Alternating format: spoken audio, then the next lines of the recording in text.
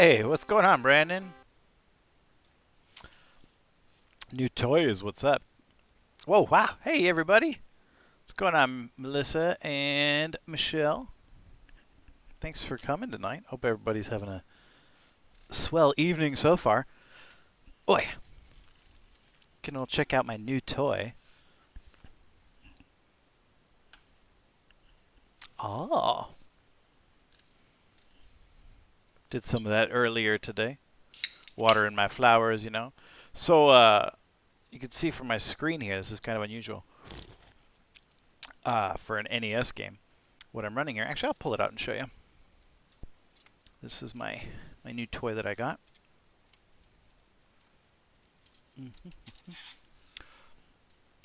It's called an EverDrive Doki Doki.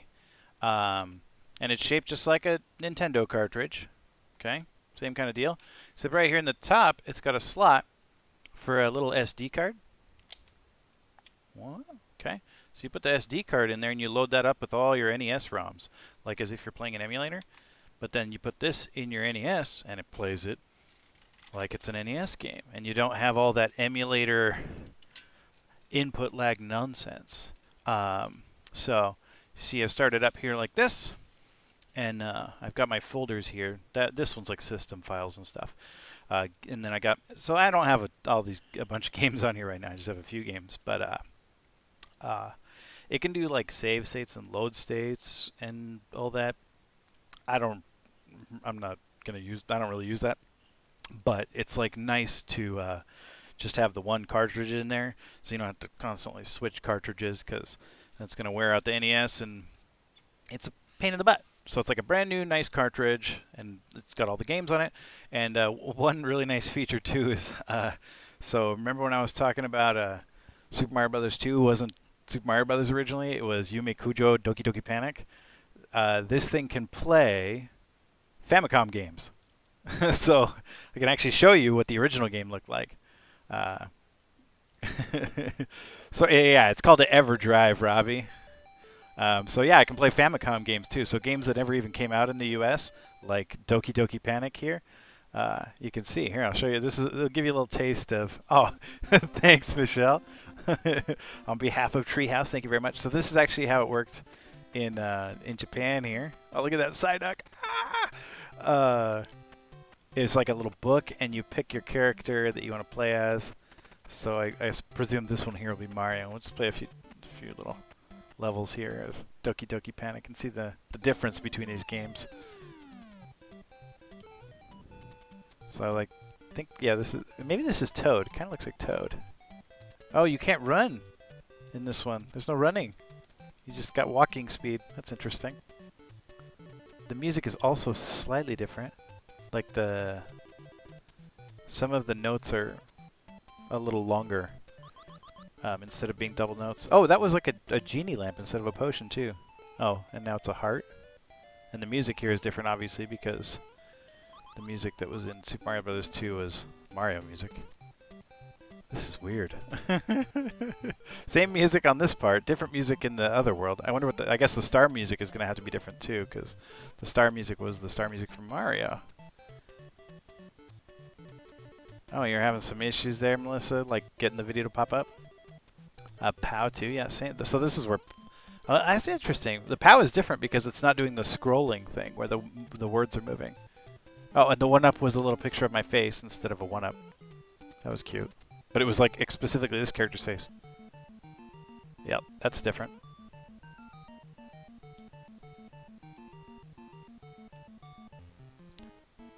Also, it doesn't make noise when you pick up vegetables, throw them, or hit enemies with them. That's interesting.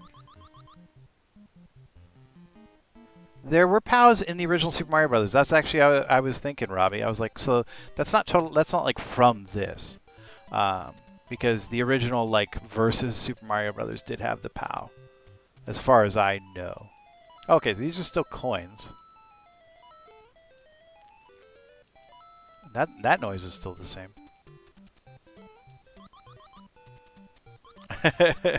So Melissa, as I guess you were having some tech issues when I was describing this device I'm using is called an EverDrive.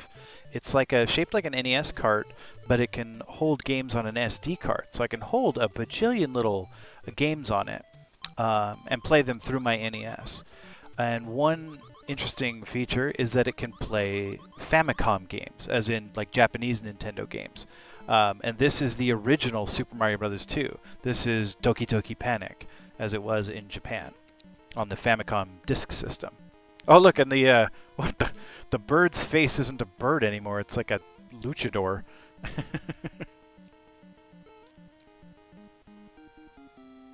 So this is Doki Doki Panic. Yume Kojo Doki Doki Panic, which translates to Dream World Heart Pounding Panic. Yeah, so I've never played this before. It's kind of interesting.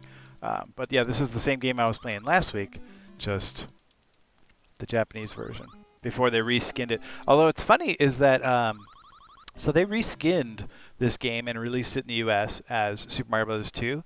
They then actually re-released that in Japan, and they called it Super Mario Bros. 2 US or something like that. So what we have as Super Mario Bros. 2, they also got in Japan. It's just called US. Oh, I should have picked a different character. Oh, did it even give me the option to pick a different character? I wasn't paying attention. Oh, the Phantos look a little different too. Oh, I guess they also don't chase you. Oh, nope, they still chase you. Yes, the actual SMB2, the first time it was released was as the Lost Levels on the Super Mario All-Stars for the Super Nintendo, which included 1, 2, 3, and Lost Levels. And that game wasn't released in America originally because it was too hard for Americans, and I promise you that game is that hard. That game is so difficult.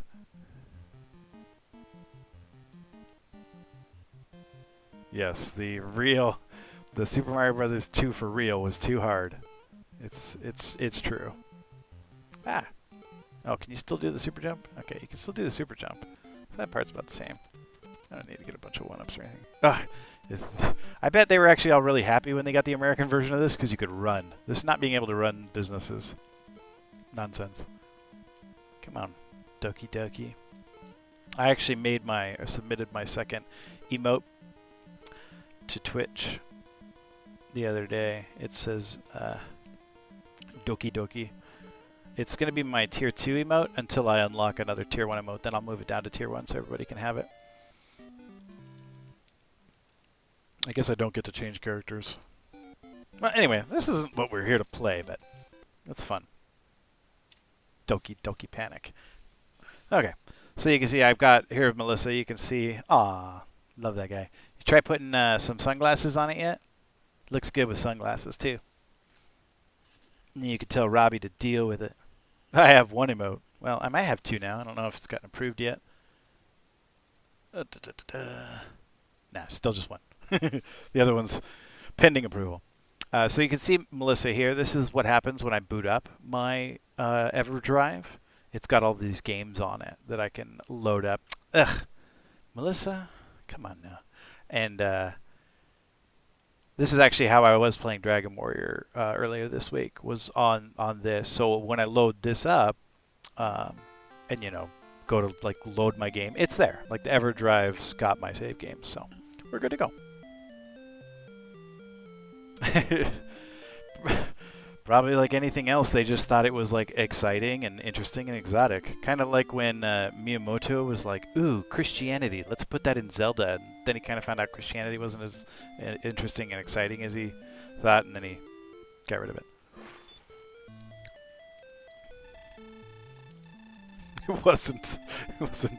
It wasn't full of cool, exciting gods like Hinduism. Wait, just the one? And its kid? The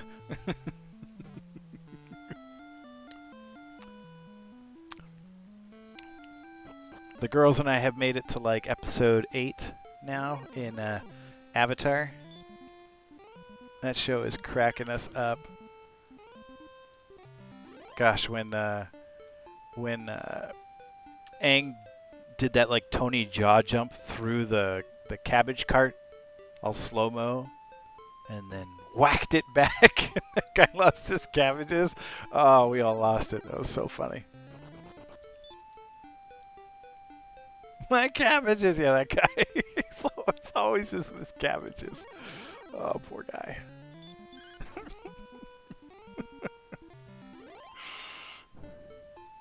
It is. I'm enjoying it. And I did download and start playing that Dragon Quest Builders Club too. It was funny. On Robbie on Tuesday or no Wednesday, whenever I was Thursday, whenever I was making up the stream I missed on Tuesday, Melissa was like, "Oh, this game seems interesting," and I was like, "Yeah, this is Dragon Warrior." Yeah. And then I ran into a slime, and she's like, "Oh my God, this is Dragon Quest!" And I'm like, "Yeah, that's what I've been saying." She's like Dragon Quest Builders Club 2. I'm like, "What the hell is Dragon Quest Builders Club 2?" And then I went and downloaded it, and that game was so fun. I was like worried though. I was like, "Oh no!" If I just downloaded the demo, but I was like, "Oh, this is a game that could suck my life away real quick if I'm not careful."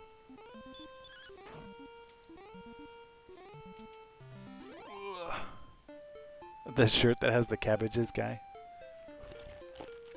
I don't remember what he looks like, but I'm sure as I watch the show more. 38 hours on the demo? Yeah, I believe it. It's fun.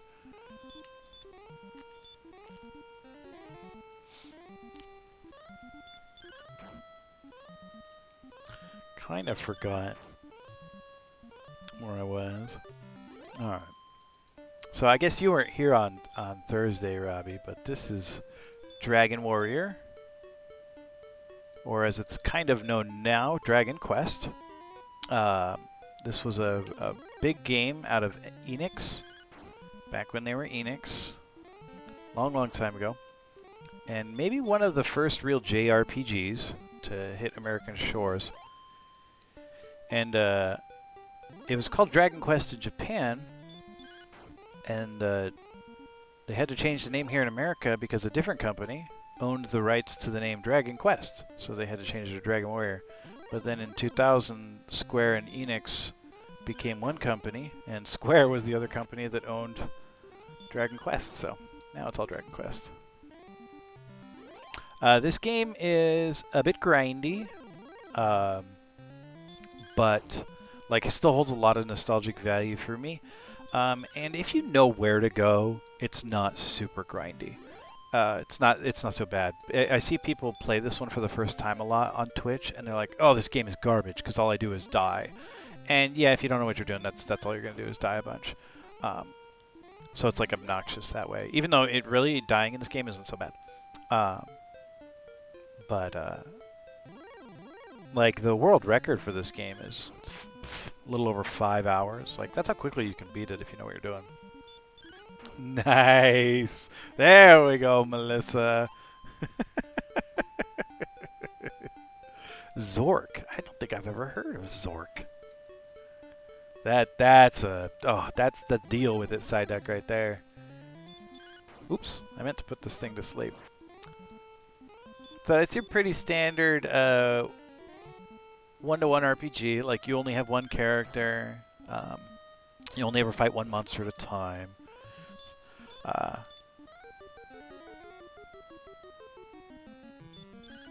You have spells and whatnot. And here I'm using, on these skeletons, because they're still kind of strong, I'm using sleep. I put them to sleep and then I pound on them. And like I was telling my viewers last time, you feel kind of guilty about it at first, because you're like, wow, that's like basically anti-Geneva Convention stuff right there. Until it happens to you. When a monster puts you to sleep and starts beating the crap out of you, you don't feel bad about it anymore at all. Yeah, like the text is where you see all the action. I mean, you see the spells flash on the screen, and they make little the enemies flash when you hit them. But yeah, all of what's happening is happening in this little text box, kind of, you know, D&D style. It's supposed to feel like D&D. Right on.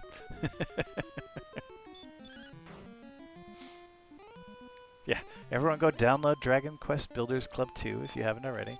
So right now we're just trying to get up to 1,000 gold. I had an an unfortunate death last time because of me chatting and not paying attention to what I was doing. And Melissa was even typing in chat, "Don't die," and I still managed to get myself killed. But it's not a problem. It won't hamper the run. It really just maybe added a few minutes to it. It won't make it like one of those things where I find myself in a spot I can't beat because I died that one time. That's not really a problem. When you die, you just lose half your gold and you retain all of your experience.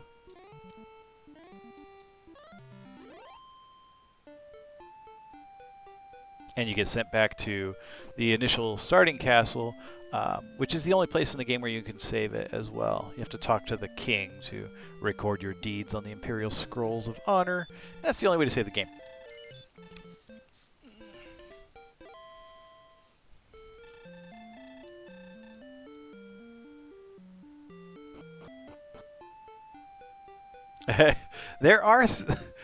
There are a few indoor areas. There's not many, and the ones that there are, I'm kind of mostly avoiding. I tell you what, though, as soon as I hit 1,000 gold here, you'll get to see one. I'm gonna go walking right through one. Although you're actually not gonna get to see it because caves and whatnot are dark, and I'm not gonna bother turning on the lights, so you won't get to see it. But it'll be there. And a few of the other caves, like I just don't bother going into because they're fun to go into, I guess. But they don't really help you beat the game if you know what you're doing. In one of them, there's like this ring that's supposed to like boost your stats, but you know it's an old Nintendo game that was programmed like butt, so it just doesn't work at all. So there's no point in going in there. And then there's another one where that first cave that I kept walking past last time, where you can go into it and there's like a tablet, but all it does is give you information. There's not even monsters in the cave. It's really a boring, pointless cave.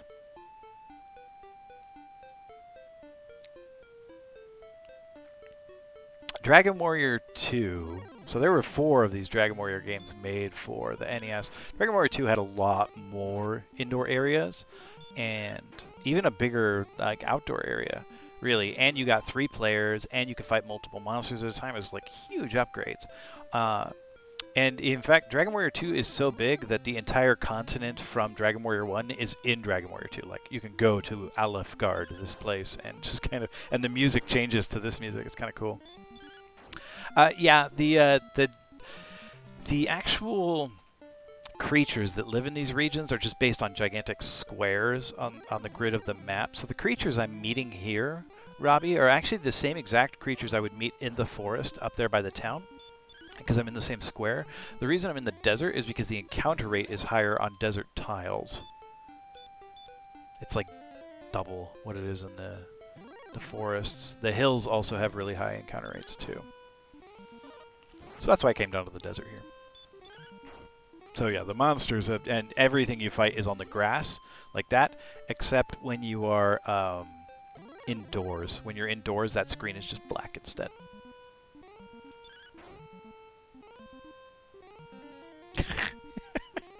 It's not an exploit.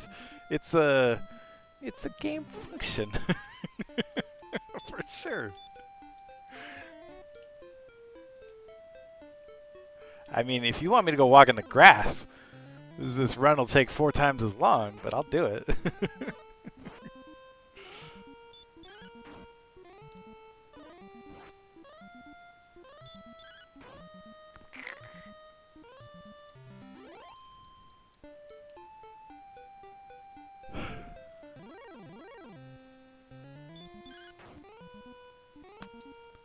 Dingle dingle ghosts. I don't want these ghosts. I'm so close to getting this new armor, but these ghosts.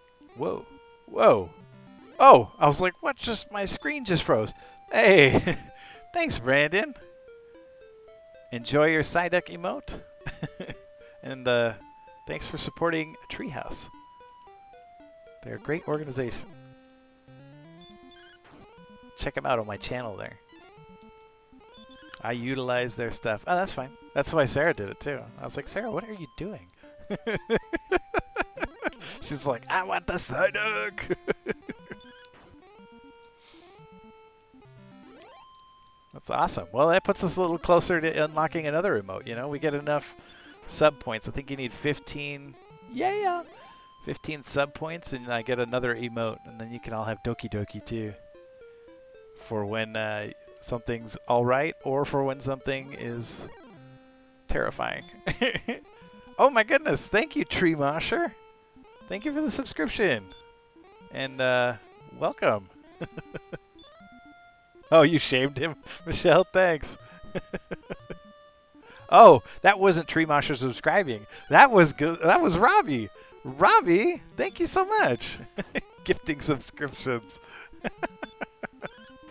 Oh, I knew you secretly loved Psyduck.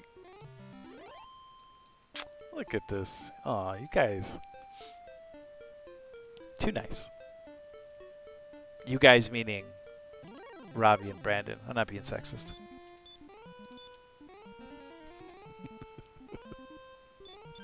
Shamed him. Thanks. Thanks, Michelle. Always an advocate. See, Robbie, that's the proper way to do it. Shame someone else into subbing. Save yourself a few bucks. All right, we got our money. Let's go buy a half plate. It's kind of like a saucer.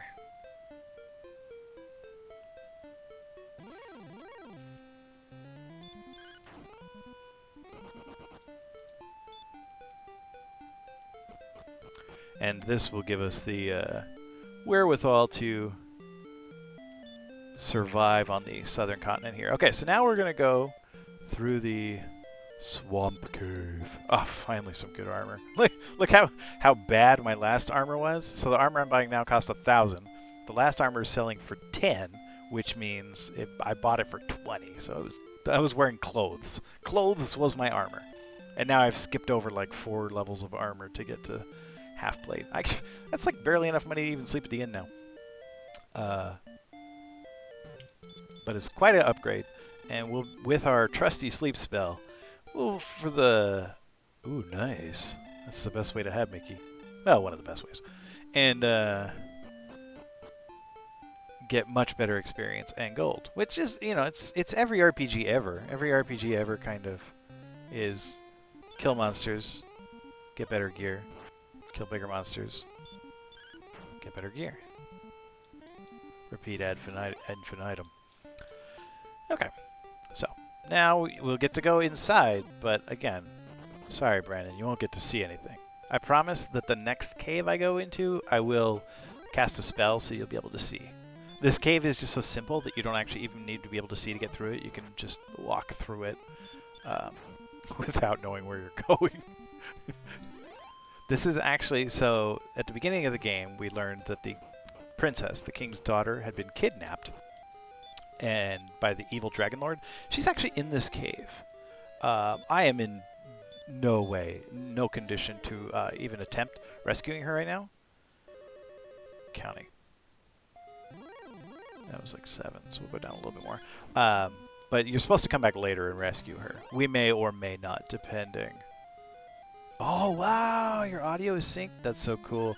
My coworker and I at Boeing used to try to do that with our laptops. We would try and play the same YouTube video on our laptops at the same time so that it would be louder. We'd put both of our laptops at max volume and then try and play them at the same time to get double the volume. Rarely worked. So you didn't purposefully have me in... Oh, yeah. You're supposed to put... when you put it in, you're supposed to type a song. Okay. Every day I'm shuffling. Party rock is in the house tonight. Everybody gonna have a good time. And we gonna make you lose your mind. Everybody just have a good time. How's that song go? I'm running through these somethings like Drano. I got that devilish flow. Rock and roll, no halo. We party rock. That's the crew that I'm rapping on a rise to the top like no something let in our Zeppelin. There you go. Thank you. Thank you. Thank you. Karaoke time. Oh, that song's great. That song, gosh, that song was on the radio longer than like Righteous Brothers. You've Lost That Love and Feeling. That song was on the radio forever. That made me sound really old that I said that. I swear I wasn't around when Righteous Brothers was on the radio, though. No, you can't get sued for performance. If I actually like played, even if I played like songs live on stream, it's not so big a deal. It's when streamers like create YouTube videos that have licensed content in them, they run into trouble, really. Oh gosh, how many points do you have, Robbie? I'm gonna make a limit on this thing. I got sunshine on a cloudy day.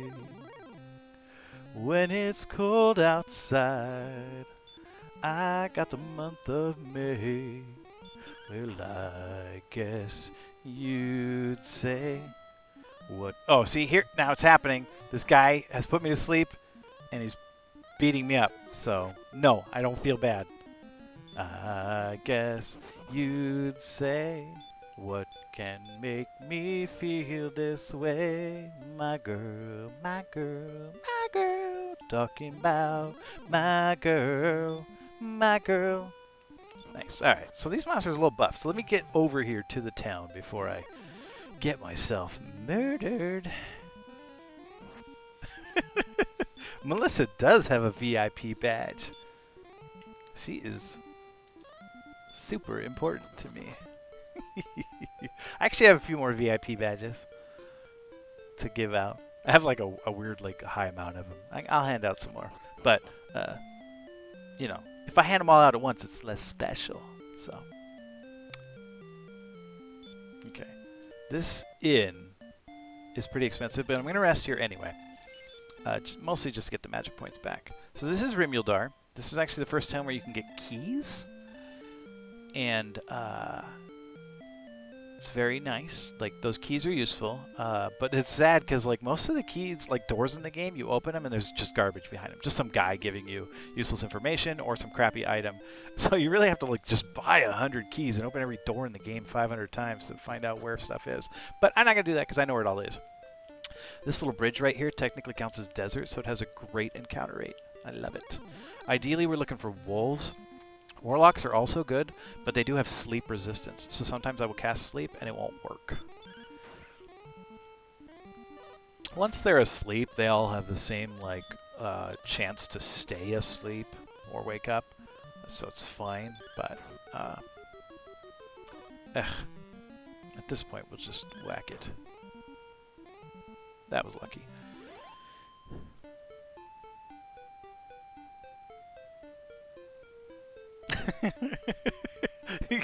Precision of language.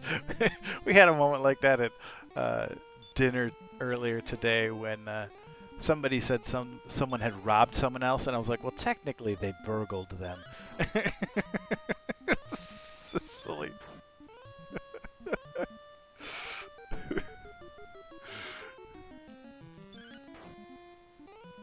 Oh, the Jawas, the little guys from Star Wars, right? The little sand guys, little sand aliens. They live in the desert, and they're like they like sell junk, like they're scavengers.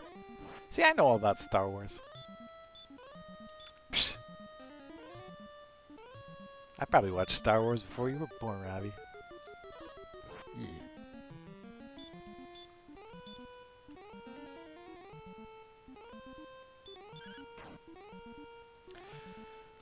These wolves are great experience and money, as long as they don't wake up.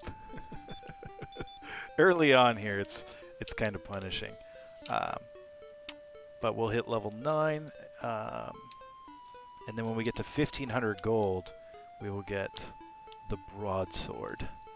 Oh, and that's a good one. In fact, I think that's like our third to last weapon we'll get in the whole game.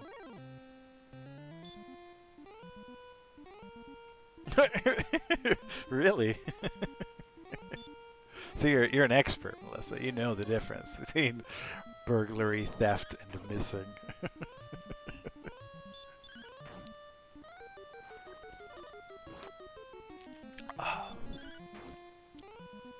Yeah. Look how little damage that thing is missing now. This is a skeleton, so this is the weak or the buff monster from the last zone. It's the weakest monster here. Here we'll be fighting skeletons, warlocks, Wolves. Wolves. How do you pluralize it when it's like a technically a proper noun? I guess it would be wolves, like the Maple Leafs, the Toronto Maple Leafs. It's Leafs. I don't know. Wolves and metal scorpions. Metal Scorpions sounds like that 80s band that sang The Winds of Change. Wolfeye. Thank you, Michelle. You F him up good. Super dumb, especially missing. The only difference between envious and jealous was jealous has a hostile intent. Interesting. So jealous is like, I'm going to do something about it. Envious is just like, more like on the wistful side. Like, oh, darn, wish my life were so good.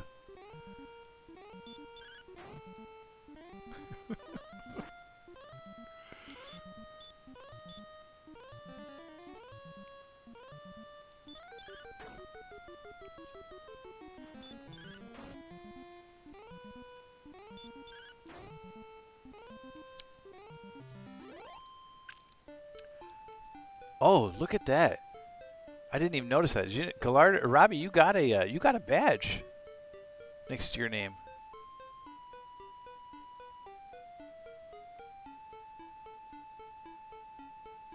Oh, that's interesting. Jelly's like, you're on my list. Wow, I have been using the word jelly wrong for a long time, and I need to stop. I gotta switch my hashtag to Envysaurus. But jelly is so cute. How can I stop saying jelly?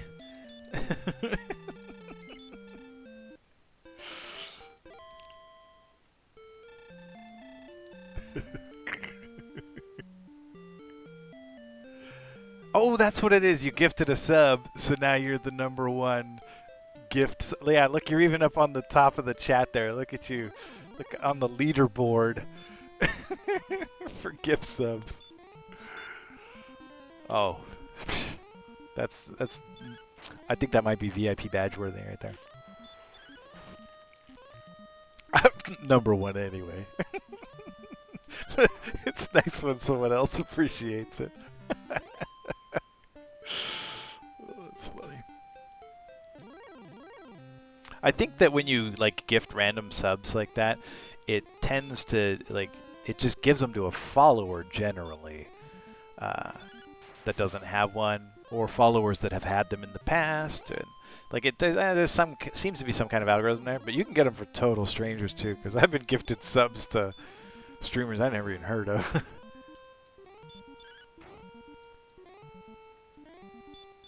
From people I never heard of, but I figure the point is like partially like spreading the news too. So like, hey, come check out this streamer, supporting your streamer in that way by advertising for them.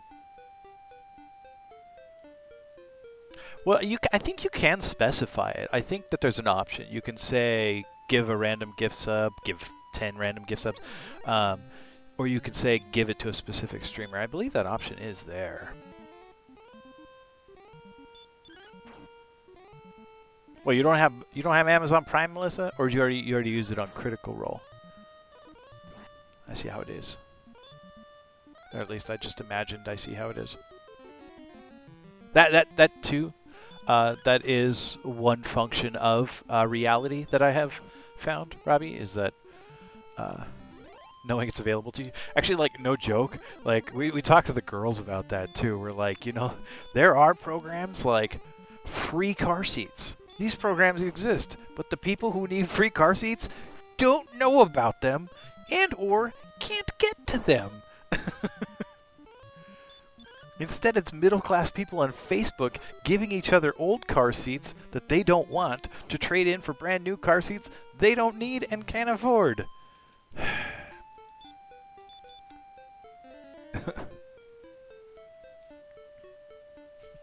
Reality needs a nerf. Aw, that's so sweet. I mean, it's not on me per se. You get the Psyducks, and I'm not keeping any of this money. If you read my little channel there, this is all going to Treehouse. If I ever even make enough to cut a check. Twitch only cuts you a check after you earn so much.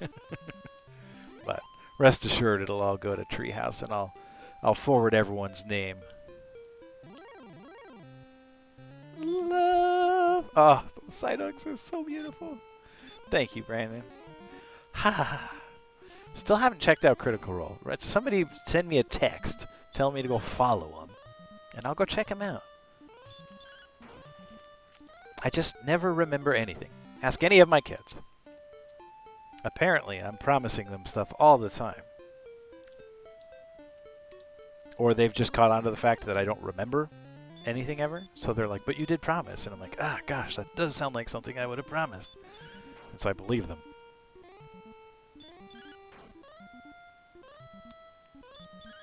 Oh, hey, Robbie, by the way, I didn't tell you the other day, I beat Castlevania, if you can believe that. I didn't know that game was beatable. Oh, ba-ba-da-bum-bum-bum-bum. Thanks, Melissa.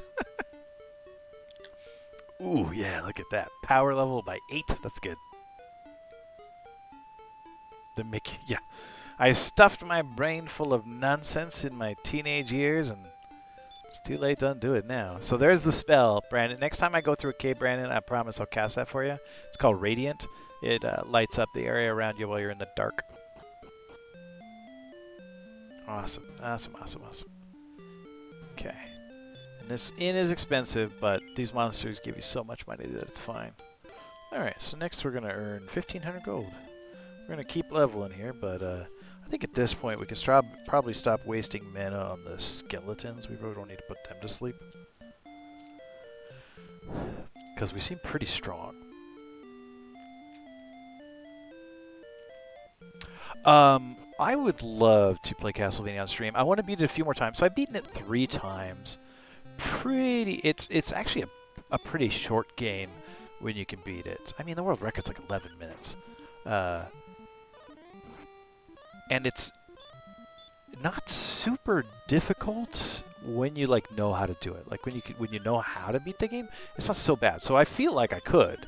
My problem right now is that John the little nugget here, sort of messed up my TV, and so I don't trust it to stay on very long, and so it might blink out while I'm playing Castlevania, and Castlevania is not a game that I can play with input lag. So actually, like right now, I'm playing this on the NES, but my TV's off. I'm looking at the computer screen to play it. I'm looking at my OBS right now, because this is RPG. Who cares? Like input lag here doesn't matter. But in Castlevania, I would just be dying a bunch if I were trying this right now. So I need my TV to be working for at least 30 minutes to stream Castlevania. But I'll probably try and do it next week. I'm hoping my television's not like permanently damaged, but that might be the case. So I may need to get it some repairs. Is it holy? Yeah, Castlevania. It's coming. All 3 Castlevanias for the NES are coming. They're inevitably coming on my stream. One nice thing about this EverDrive 2, like I was saying, it can play FDS games, which means I think, play the Japanese version of Castlevania 3, which had better music. The Castlevania 3 for Famicom had an extra chip in it dedicated to extra channels of sound, so the music is just better on the Japanese version of the NES game, or the Famicom game. So I'm hoping that I can run that, because that'd be cool to have the good music. Oh, there's a Metal Scorpion. Here it is, rocking like a hurricane. Yeah, I'll get that one for free.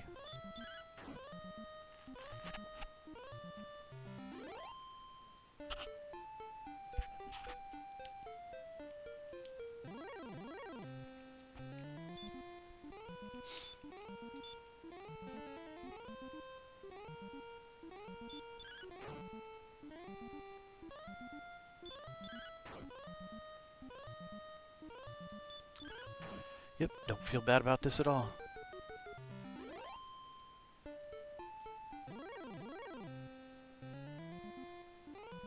Ugh.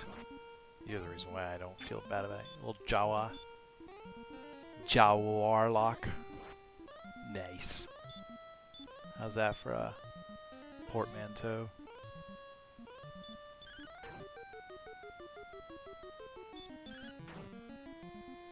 Thank you. Is there a special subset of portmanteaus when they're nerdy?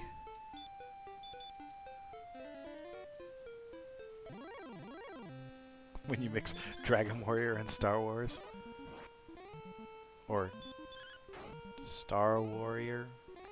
Dragon Wars? Neither of those is neither of those is distinct enough to really dork mantos.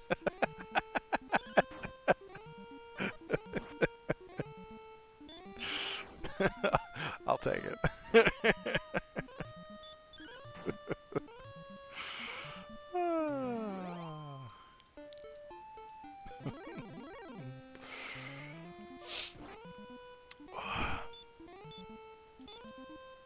This has not been the cheeriest week of my life, but y'all are making me happy. Oof. Took a pounding there. Good thing he let me run away.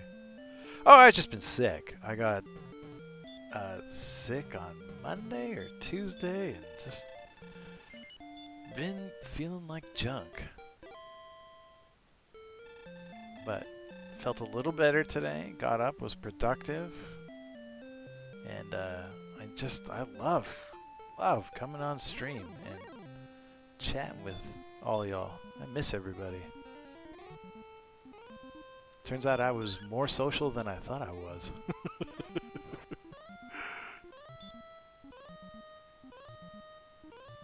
This is one's to Steven Universe. What is Steven Universe?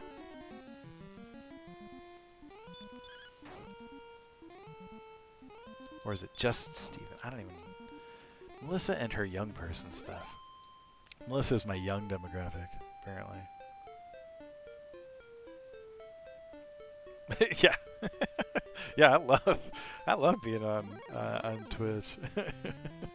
I usually am not too terribly chatty when I'm in the chat. Sometimes, especially if I've had like a drink or two, and I'm like the streamer and I have known each other for a while, like I'll give him some sass.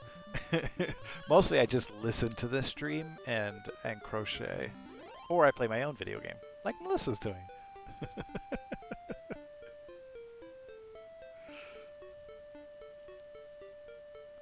The girls have watched before.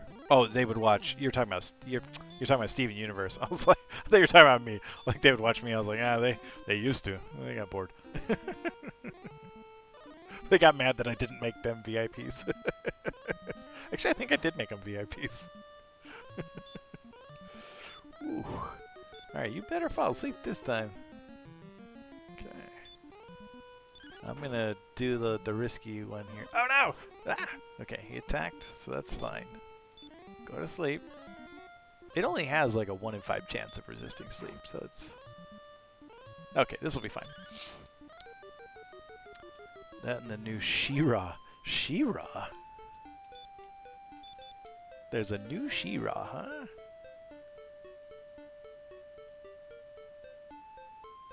Whipped cream for some Ben & Jerry's ice cream. Making whipped cream, huh? That's interesting. I've never made whipped cream. We've made butter a number of times. And Nia makes ice cream sometimes. But whipped cream. Let me know how that turns out, because we love whipped cream over here. We put that stuff on everything. Oh, is Michelle younger than you? Gosh. All young people are... Anybody younger than me is young. I don't know. I don't need to put you to sleep. He's just a stinky old skeleton.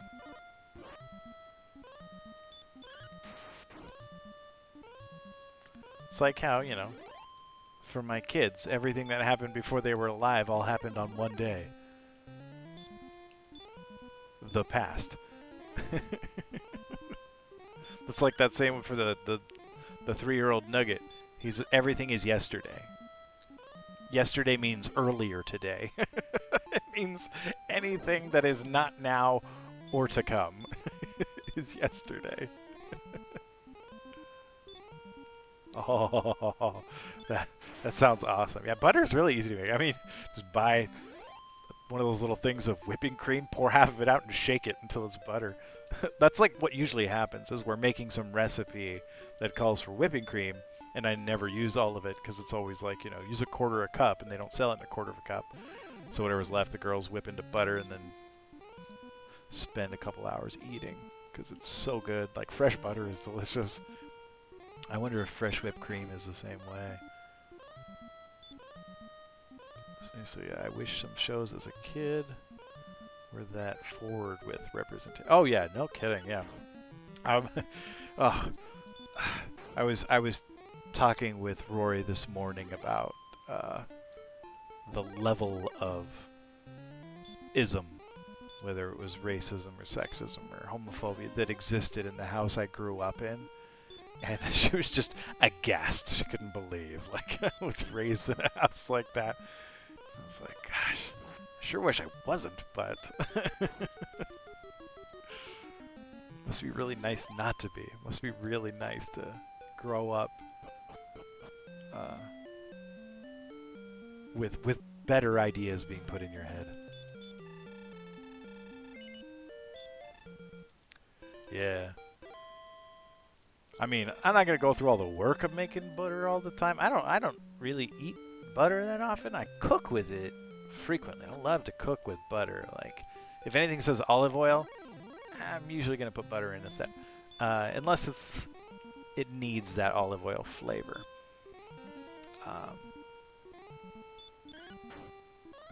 But I don't really like eat toast or bread with butter on it or anything like that.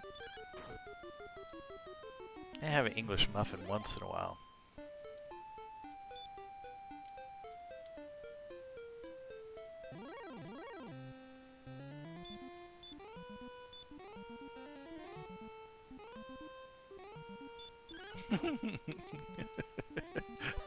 That's you know, if you can put that energy to use, if you can turn it into productivity, you can rule the world. Because gosh, those kids have energy. Just like all those Psyducks you see all over my channel there. All but 2 of those were drawn by Rory. Because she wanted Robux.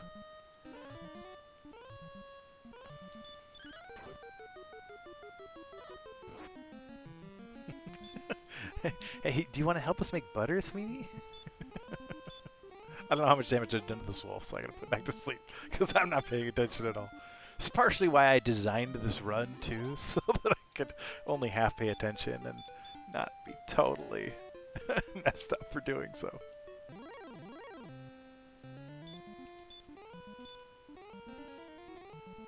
Oh, I'll show it again. I showed it last time. This is my Excel spreadsheet of how to beat the game that I put together. So I played through this game like, well, I played like 3/4 of the way through this game, like 3 or 4 times in the past 2 weeks, practicing, getting ready, finding a route that worked, how strong I have to be to fight what monsters, etc., so that when I did put this together for the stream, it wouldn't take me 9 streams to get through.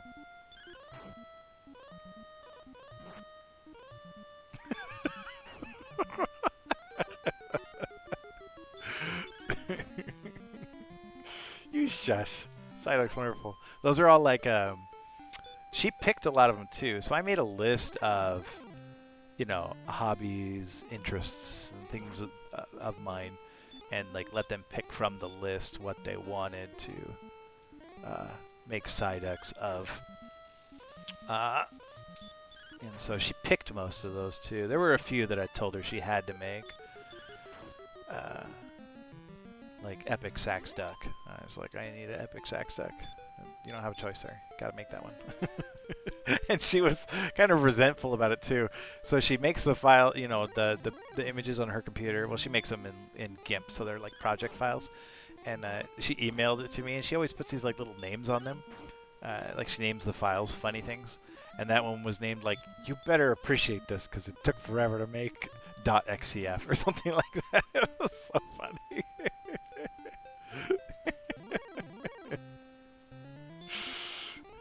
It wasn't under duress. She was a commissioned artist.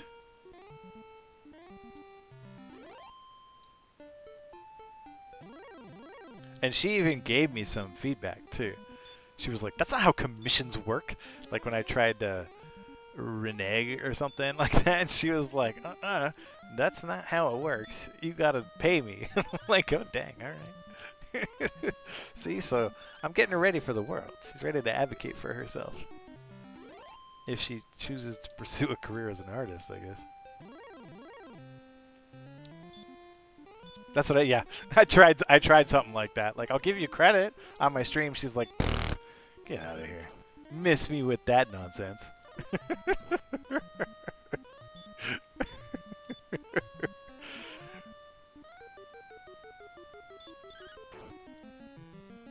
Oh, hey, Michelle, you still around? You still listening? Yeah. So I was like, yeah, good for her.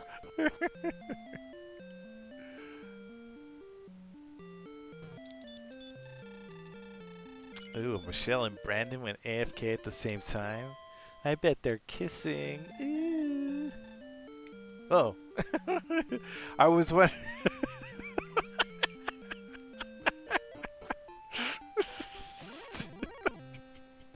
Ew. Oh.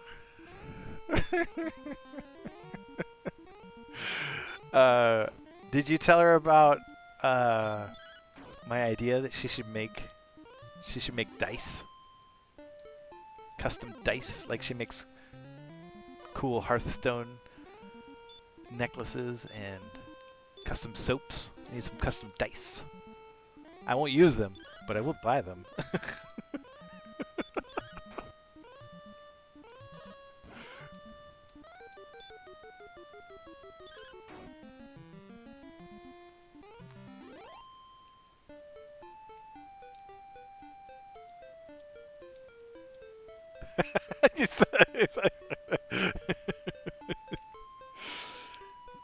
Same wavelength here.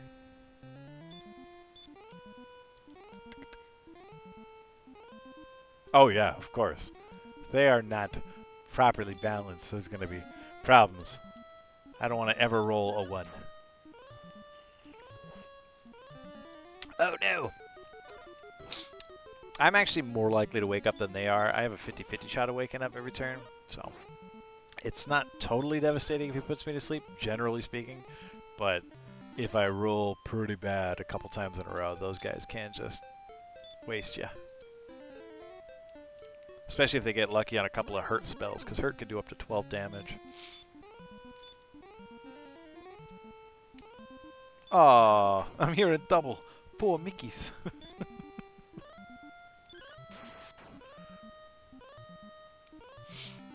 Their chance? Oh, when they're asleep, they have a 1 in 3 chance of waking up.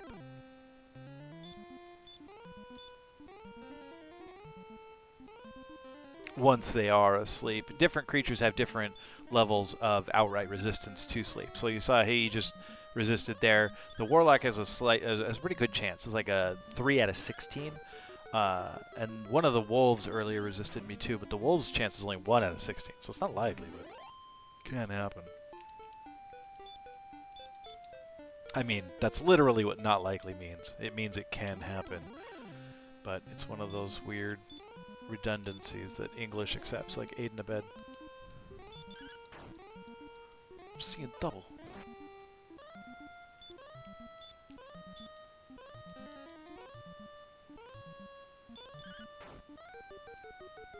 I saw a meme of Fat Tony the other day. Somebody was applying it to like curfews and protests and stuff, but it was Fat Tony leaning in through like Marge's window, and he was saying, "You have 30 minutes to get out of downtown, and to show you we're serious, you have 5 minutes." And I could just hear, I've never even seen that episode, but I could hear Tony Montana's voice in my head saying that line.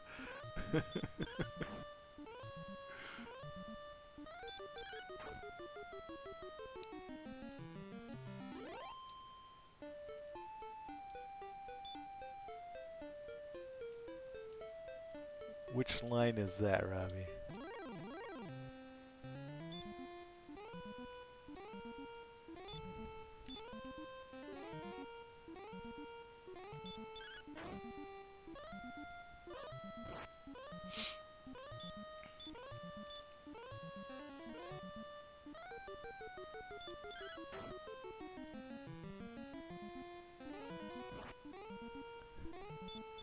Who are you and where are you going? Oh, gosh. That is so silly. Oh, that's fantastic.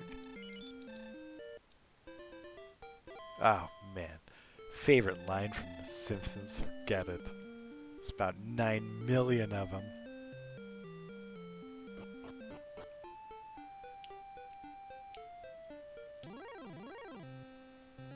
Oh, they had good lines.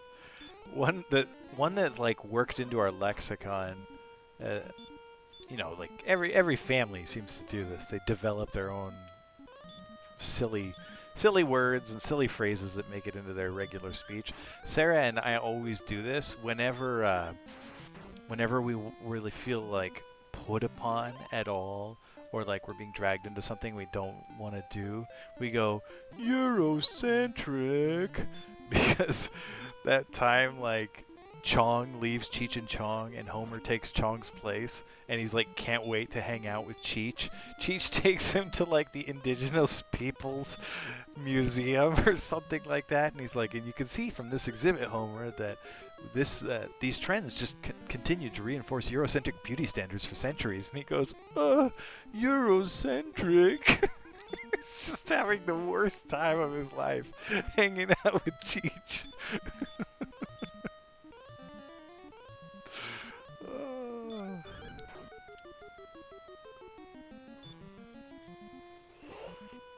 Super Nintendo Chalmers. Johnny Tightlips is great. What am I going to tell the doctor? Tell him to suck a lemon.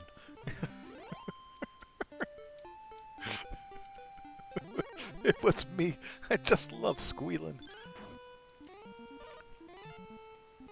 It was either Johnny Tightlips or Frankie the Squealer.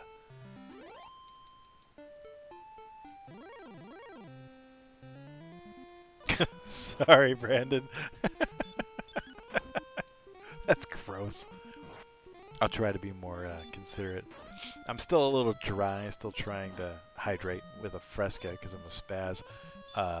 Ooh, let's heal up from that. Get all my fluids back. There we go. That was not very... Okay, but we hit 1,500 there, so that's great. Yeah, we get to upgrade this sword. So our trusty hand axe, which has been a boon, because it was quite the upgrade over the club, is finally getting to retire. We're going to buy this broadsword. And next we'll be coming for the full plate here.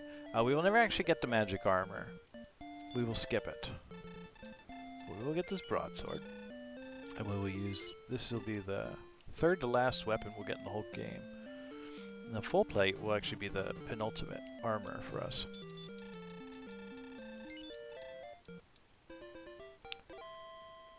I also really like that one where Marge tells Homer something like, when I said I didn't mind if you peed in the shower, I thought you meant while taking a shower.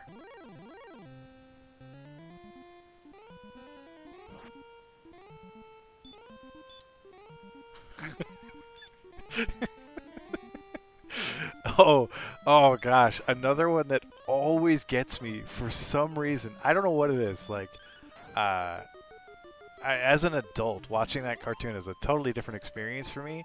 And every time, everything Marge says just cracks me up. But there's that one where the FBI is lurking outside in the van, and it's like a pizza delivery van. And she's like, that pizza delivery van's been there for 3 days. How long does it take to deliver a pizza? And then it disappears, and a new van comes in, and it's Flowers by Irene. It's just, That line. Anytime anybody in this house says, "How long does it take to deliver a pizza?" I just lose it. It's so funny. And the kids, every time we watch it, they're like, "You're like Marge, Dad."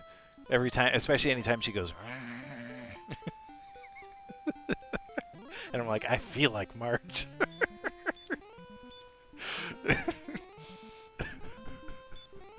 How long does it take to deliver a pizza?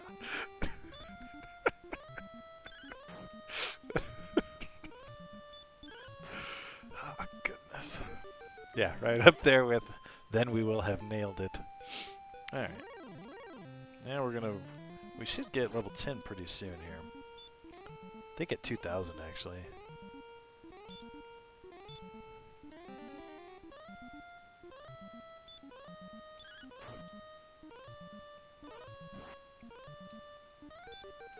$900 dues. Oh, ow. What am I doing? Goofing around here, Michael. It's right there in the name, Melissa. Yes, I was telling somebody that recently. I was like, I'm not a gamer. I'm a dad. I just also play video games. I'm not like a gamer who has kids. I'm a dad who plays games. There's a distinction. Oh yeah, for sure. For sure, Brandon. Like, you realize you're like, oh, like, this is like how I make jokes. It's like sort of an imitation of this show almost, for sure. Because it's what we grew up on. And yeah, to find the kids like still laughing at it is awesome. And it's a totally different experience as a grown up. It's so funny that all these jokes you never even noticed, never even heard before. Didn't even realize were jokes.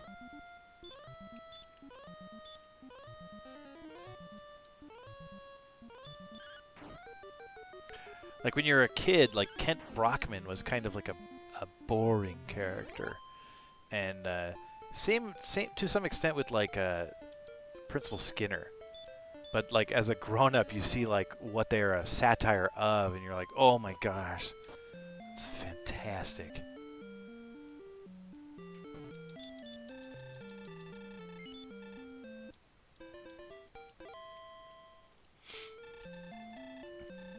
What's that, mother?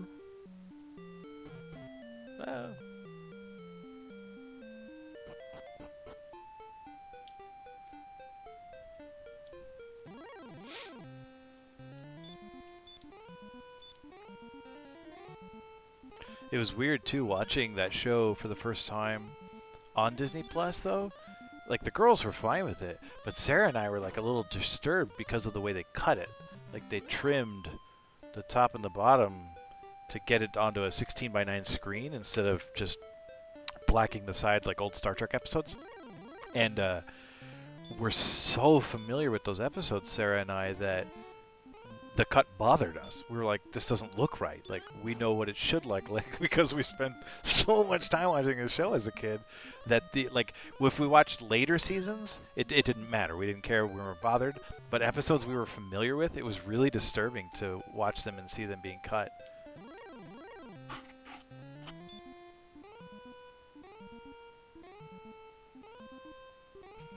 Have I lost touch? Oh, I was saying that Kent Brockman and to some extent Skinner were like not super funny characters when you were a kid, but then when you watch the show as an adult, you understand like what they're satirizing with these characters, so they become much more funny as an adult. The Psycho House. Yeah. Oh yeah. These characters. Hey, there we go. Level 10. Nice.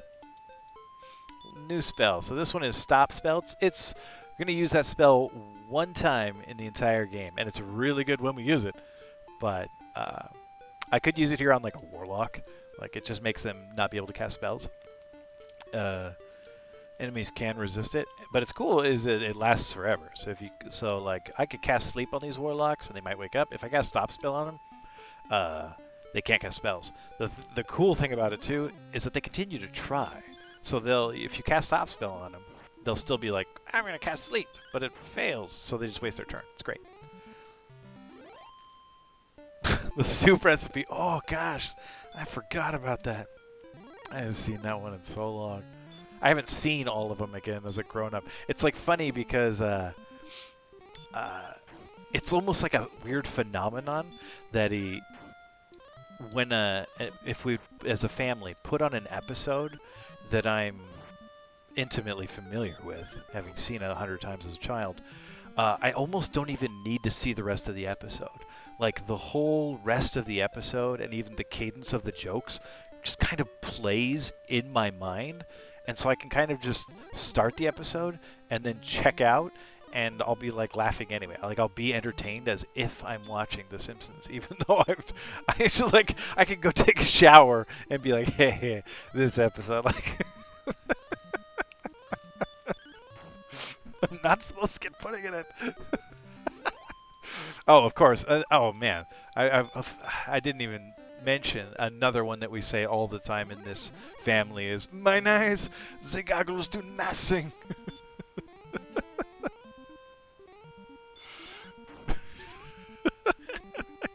Right. Yeah. Welcome to being the grown-up. But at them. So funny. Yeah, every time I laugh at that pizza thing, the girls are like, what is wrong with our dad?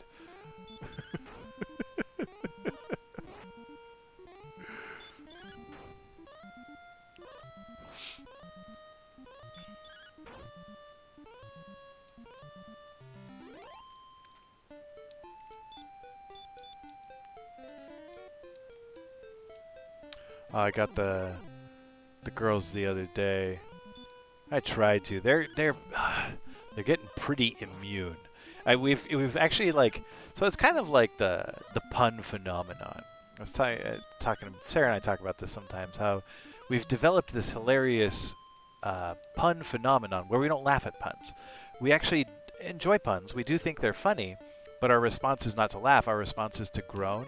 And I theorize that maybe this is because puns, at least in modern English, were popularized by like Shakespeare and the plays of the time.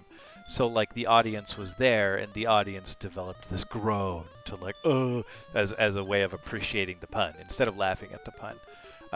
So the girls have developed like a similar response to my jokes. They don't laugh at them anymore. They are amused, but they don't laugh at the jokes. They say no, or they like swipe at me, or they'll just make a face at me. Sometimes they'll just say you're dumb, but they're like trying not to laugh, So it's like a pun. But the one I told them earlier this week, I was like, what was it? Oh, hey, did you know that Orion's belt is a big waste of space? And then they give you the groan for that one, and you go, come on, that's at least a 3-star joke.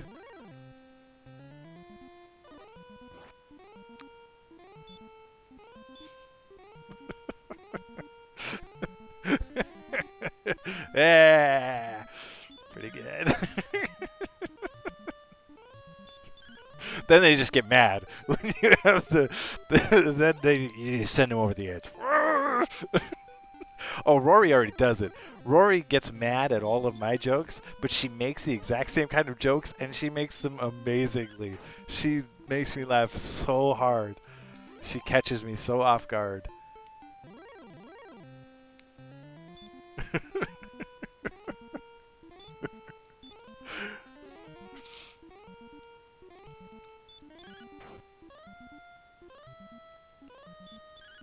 Nia told me one too. She was like, said, oh, if your child won't take a nap, is it resisting arrest? I was like, get out of here. Don't, leave it to the professionals.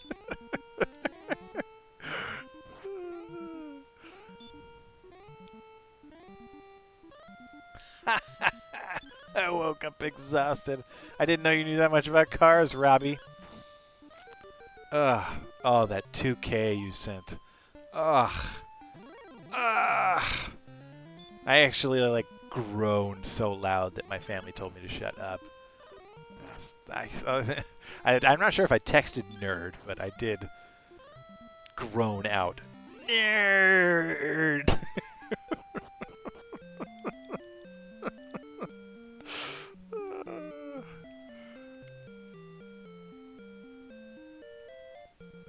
Oh, oh, we had to, that book, I put that book in John's tub of mementos because I was tired of hearing that book sing. That book is no longer used as a toy. That book's a memory. Oh, I now have that song stuck in my head, Brandon. Thank you. If you have to go potty, stop and go right away. Oh, goodness. Alright, so what are we going to make first? I got to make 2,900 experience or 3,000 gold. This is the, these are the goals right now. Actually, I don't need to put those scorpions to sleep anymore. We'll just sleep the wolves and the warlocks.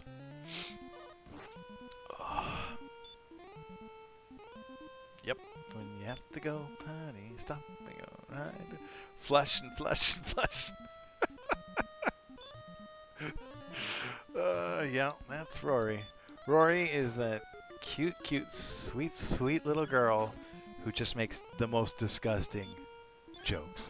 Actually, the other day, like 2 weeks ago maybe, I was playing this game, and she walked up, stood right here behind my chair, and saw me fighting a slime. And she goes, "Ew, what is that?" And I'm like, "It's a slime." I'm like, "That's not even a slime. That's the slime. That's like the quintessential JRPG slime right there. Like, this is where it came from." And she goes, "It looks like poop." And I spin around in my chair, and she's holding her blanket. That is like her special blanket she loves. And it's covered in poop. Like, it's a poop blanket. It's full of poop emojis. I'm like, "What are you talking? What? What's wrong with you?" Didn't have to pay for his body song karaoke. I'll deduct some points from Brandon later. I don't think I can even do that.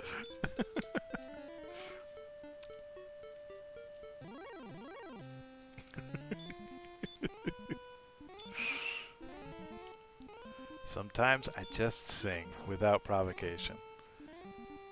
Ask anybody I live with.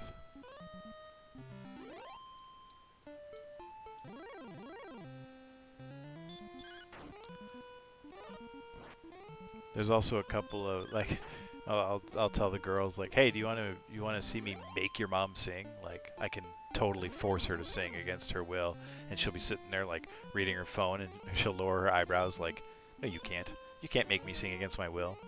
But then I'll go, "Oh, I had the time of my life," and she can't not sing. She has to. She's like, just start singing. Damn it!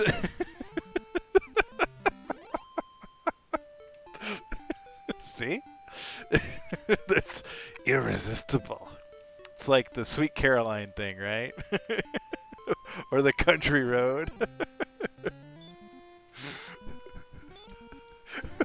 Not even kidding. This is like a silly coincidence. I don't even think about this, but earlier today, Sarah and I were like passing each other in the kitchen, and our butts touched, and both of us went, "Touching butts," at the same time. Like, what? How did that just happen?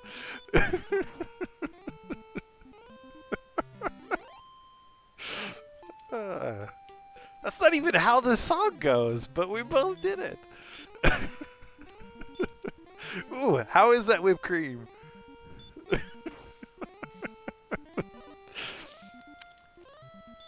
Yeah, well, next time you touch butts, you're going to start singing Sweet Caroline.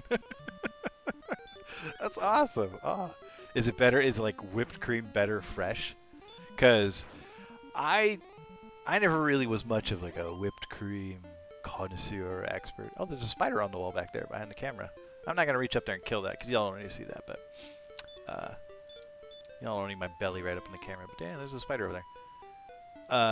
But I thought whipped cream and Cool Whip were the same thing until I met Sarah, And she assured me that Cool Whip is way better, and whipped cream's good, like out of a can. Ready Whip is fine, but it is not Cool Whip. It's not the same thing. So I'm curious to see if fresh whipped cream is good, and whether it's more like Cool Whip or whipped cream. Cool Whip or Ready Whip, etc. Build Me Up Buttercup. Oh, that was... Build Me Up Buttercup is actually the song I used to use to get other songs out of my head, because Build Me Up Buttercup will get stuck in my head immediately. So if I had a song stuck in my head I didn't want, I would just start singing Build Me Up Buttercup. Fixed instantly. That's... You can only have one song stuck in your head at your time. You can't have two.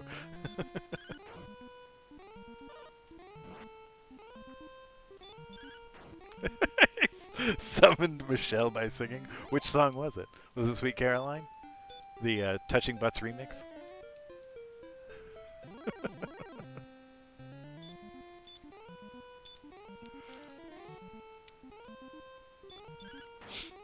That's one of those, like, it's like, it was some stand-up comedian, I think, who's like, watch, I can tell you how many white people are in the audience tonight, and then he goes, Sweet Caroline, and half the audience goes, ba, ba, ba.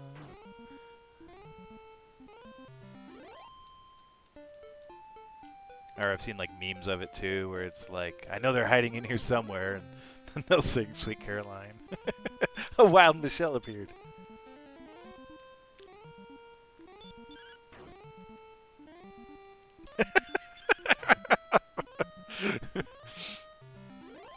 Another one that I don't know that this one's as universal, but one that Sarah and I will always do is if one of us sings "Come on, come on, come on, now touch me, babe," the other one will go "Ba-na-da-na."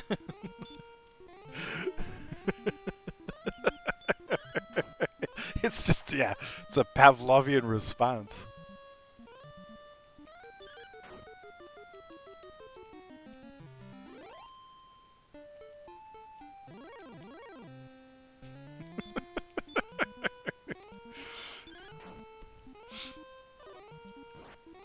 So what are we going to do? We're going to hit 2,900 experience first, or are we going to hit 3,000 gold? You earn gold about twice as fast as you earn experience. And when I designed the route, you earn them about the same time, but I did die that one time, so I'm probably going to end up with the experience first. 1,500 versus... It's close. It's still going to be pretty close. Even with that death, like, we're still going to be pretty on track. That's good. I guess the longer we play, the, like, more insignificant that death will become anyway. Like, the more marginal its effect on the ultimate game. It'll come to a point, we're only going to buy 3 more things in the entire game. After that, we're just going to have bajillions of golds. We're going to earn more gold in just leveling up so we can fight the boss than we spent in the entire game. It's just going to be burning holes in our pockets.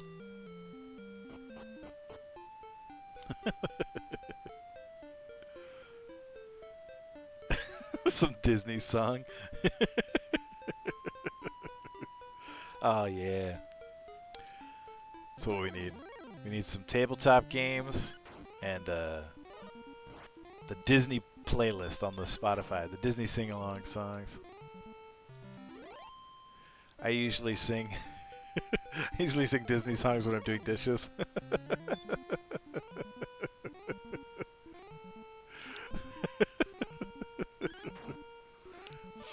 You're the saddest bunch I ever met. Insert 500 dad rads for the rest. Oh, that was the voice I always wanted when I started singing and like finding what kind of voice I had in my 14-year-old naivete. I was like, ooh, I want to sing like Donny Osmond. That'll be great. I can't wait to sing like Donny Osmond. That was not in the cards for me. Oh. If I got a leprechaun today, I'd waste a wish on being able to sing like Donny Osmond.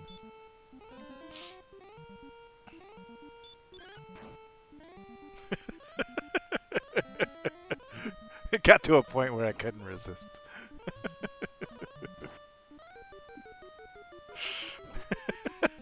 I Actually, I didn't even know he was Mormon, weirdly enough. I was like a little too young to know precisely who Donny Osmond was. I didn't actually know him from like Donnie and Marie or anything like that. I first saw him in the Joseph and the Technicolor Dreamcoat. And so I like asked, you know, like, are these people all Mormon? Because even back then I didn't know that like non-Mormons read the Bible yet. And they're like, no, that's whoops, what's his name? Oh gosh, totally blanking on his name now. Richard. Holy crap. Okay, who's that BBC nature documentary guy? His brother. The Planet Earth guy. How am I forgetting this guy's name right now? Attenborough. David Attenborough. Oy, oy, oy. Okay, so Richard Attenborough. Like that's Richard Attenborough, the guy from Jurassic Park. He's not Mormon, Michael. And I was like, oh, okay, so these guys aren't Mormon. So I was like, oh, this Joseph guy, this guy can sing. Wow, like look at him go. And then when I saw Mulan, somebody told me that's Donny Osmond, the guy from Joseph the Technicolor Dreamcoat. I was like, ooh, yeah, that's the guy I want to sing like. And then I come to find out, like, 5 years later, he's Mormon. I'm like, oh, no. Everyone knew. That's who. No, Mickeypedia. I shouldn't have forgotten that in the first place. That's embarrassing.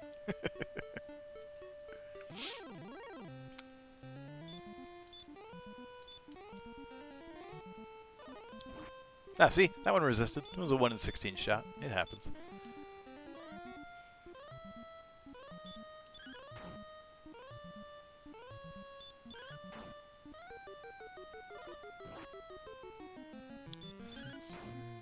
Yeah, we're definitely going to level up first.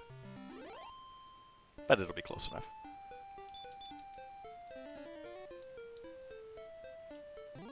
Hey, what's going on, Sam? They don't got you out in the streets protecting people?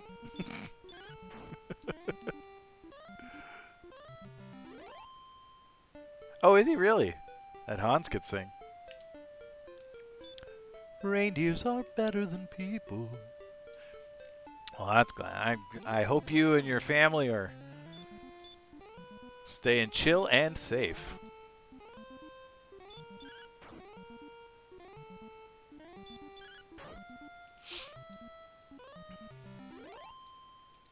Hope things are generally... I mean, I haven't heard any news coming out of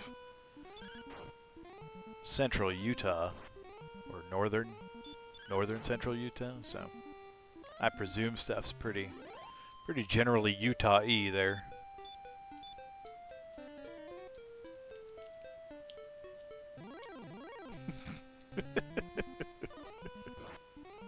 Disney can afford everything.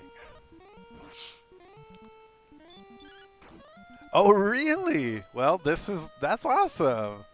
That's so cool. I have never, honestly, I've never even played a Dragon Quest past 4. So I played the original 4 for Nintendo here. But I've never played any of the new stuff with 2 exceptions now. I played the Game Boy Color game, Dragon Warrior Monsters, which was a sort of a Dragon Warrior version of Pokemon, where you could like breed monsters. It was super exciting. It was kind of like Monster Rancher, actually, for Game Boy Color. Loved that game. And then Melissa here told me to download the Dragon Quest Builders Club 2 demo, and I downloaded it. And I was playing that yesterday, and that was a lot of fun.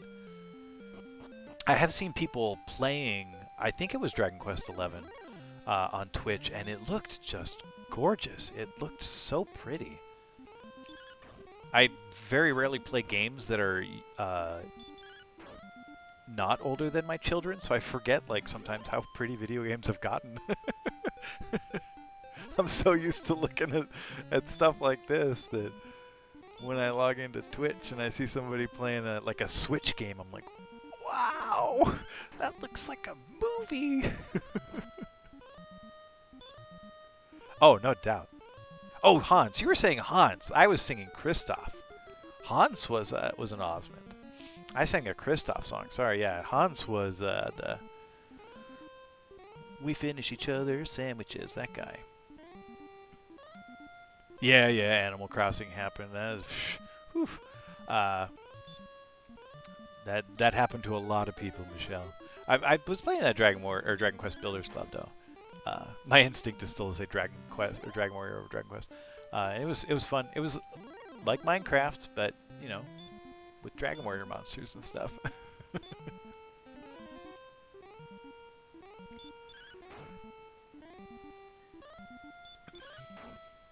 The family is downstairs right now watching that Pixar movie Onward, and I told them I didn't want to watch it. I was like, go ahead, watch that junk without me. It looks terrible. But they keep laughing, so now I'm like, dang, I wish I'd watched it.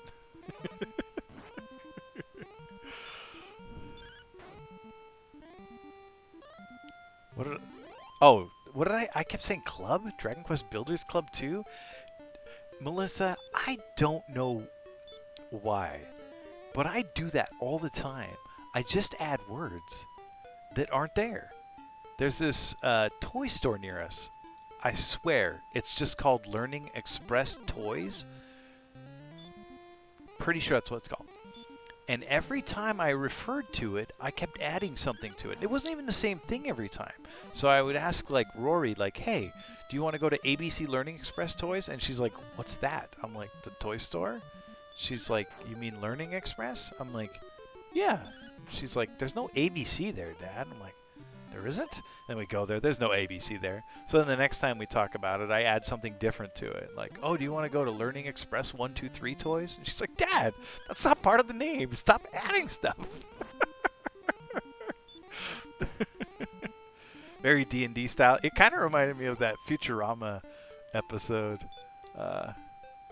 Infinite power might be nice. Like at least the trailer did, but I didn't see it yet, so I do like that Futurama episode.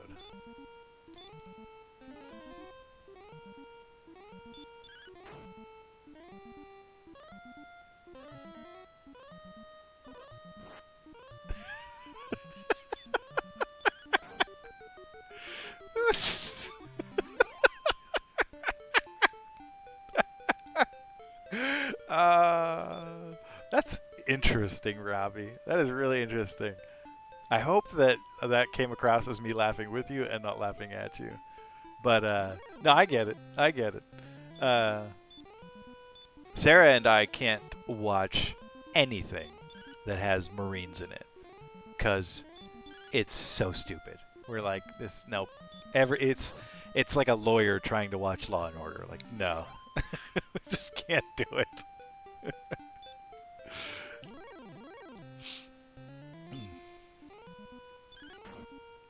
So, hey Sam, you're like an officer now? Timmy tells me. Forgot to ask about that. If you're still around. Oh, he also wanted me to tell you that you should be jealous because he subscribed with his Twitch Prime and he got like a badge and a founder's thing for it because he subscribed within the first month. And he thought you'd be jelly. Or no, not jelly. Sorry, envious. We've learned a difference tonight. That's cool. Congrats. So a second lieutenant. So is the National Guard like the same as the Army and the rest? Or is it like the Navy and has weird stuff? I mean, I presume a second lieutenant's an 01, like a butter bar.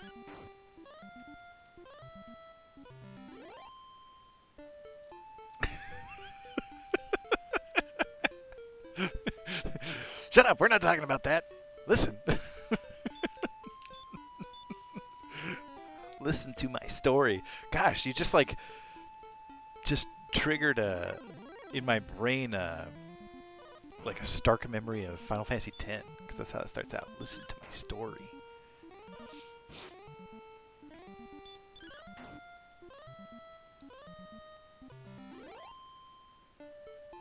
I think that for the officers, the Air Force is the same. I think the only one that's different for officers is the Navy. For all the enlisted, I have no idea what any of them are in any branches except the Marine Corps. That's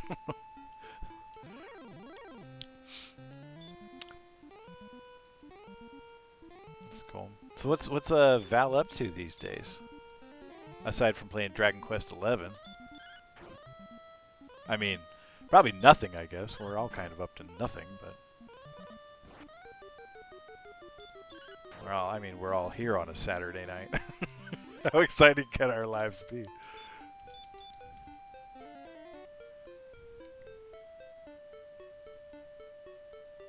Yeah, for sure.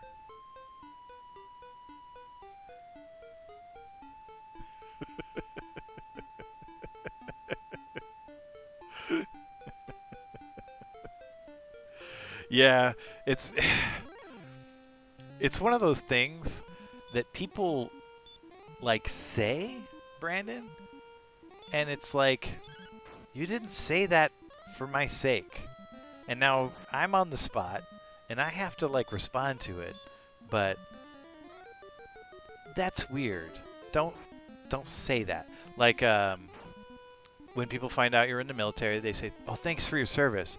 And I'm like, "Well, I'm not going to say you're welcome cuz that's weird. You're not welcome." You said thank you to signal that you're a person who supports the troops or whatever, but everyone does. Like, nobody ever threw a tomato at me when they found out I was in the Marine Corps. Like, everyone just says thanks for your service when they find out. That's okay, fine. They do the same thing with foster care. They find out you're a foster carer, and they're like, "Oh, thanks for doing that," and I'm like, I deflect. I'm not trying to make people feel bad. I usually deflect. I'll say something like, "Oh, I'm lucky to be able to do it," which is true. I'm not like snowing. I feel that every day. I feel like the luckiest person alive. But it does divert the conversation away from the awkwardness of people signaling to me that they support the thing that I did or am doing. Oh yeah? How's mom doing, Sam? Yeah. Thank you for your tomato. Oh no. Oh yeah, that's nice, Brandon. Yeah, like that's you know, people are supposed to be sad when they're supposed to be sad, and let them be. Uh, That's when the kids in my care come and they're upset about a thing, and I say, okay, so why are you upset? And they describe it, and I say, okay, yeah, you're supposed to be upset right now. That you're supposed to be sad when that's what you're thinking about. That those thoughts and those things happening to you are supposed to make you sad. So you be sad. Like you're in good shape right now. Feeling exactly what you're supposed to feel under those conditions.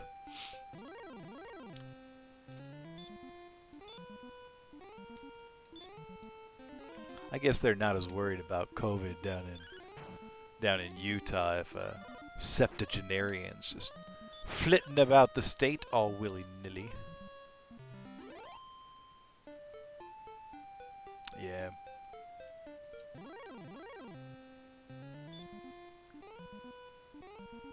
Oh, they're all loaded up right now? Who's there? Why are they there? I thought they got that house emptied. Like I thought you moved out and they kicked Emma out and they were going to like have some time to themselves. And now it's full up again?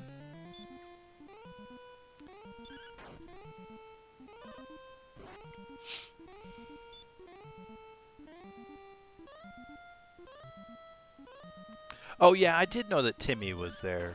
That's true. Like it for on a like interim basis, like he's just separating and using it as like transient quarters. I didn't know Aaron's whole family was there though. Like the whole family? That's a big family. Well, that's a good question, Brandon. Like I imagine so. Like not like how to be a full-on grief counselor, but like maybe some do's and don'ts. I'm curious.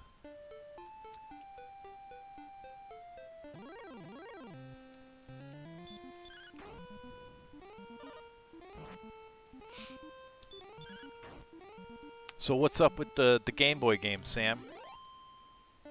Hmm? You waiting for a check?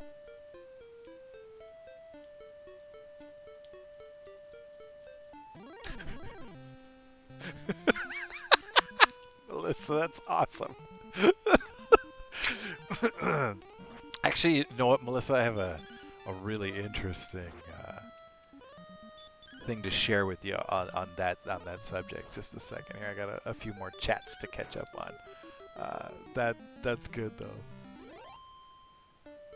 Jeez, just living there, huh?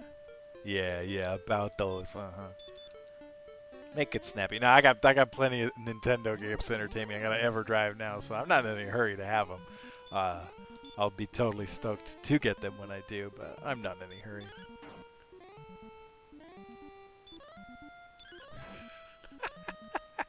Okay, so speaking of empathy, I listened to okay, time to sound real old, radio program. When I used to take Rory to dance, I would listen to what was the name of that radio program? I'm going to say radio program as many times as I can. I can't remember the name of that radio program. But on this radio program, they interviewed people. Oh, it was Hidden Brain. Hidden Brain with Shankar Vedanta on NPR. And they would talk about, psychological subjects. And one of the subjects one week was empathy. And they talked about empathy and how it works.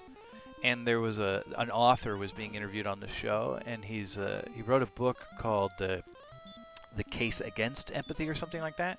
And he says that empathy is really great.